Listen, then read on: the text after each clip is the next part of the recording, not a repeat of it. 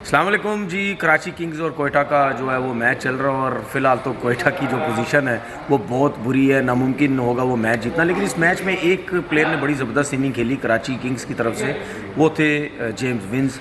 और आपको याद है कि मुल्तान सुल्तान के अगेंस्ट भी उन्होंने 100 रन की इनिंग खेली थी और मैच जितवा दिया था। आज भी 70 की इनिंग खेली। तकरीबन जो है कराची की टीम बहुत सेफ है और आराम से आज का मैच जीत जाएगी।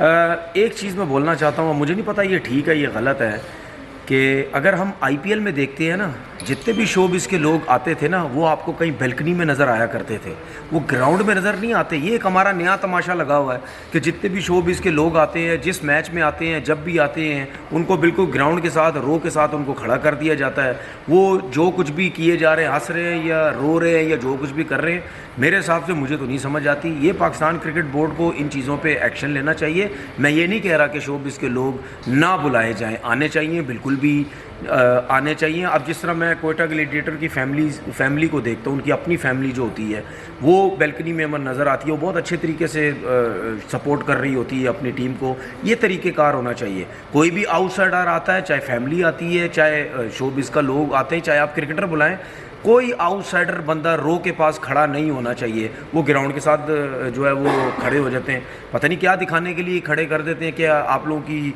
जो है वो क्या नाम है उसको जान पहचान बहुत है।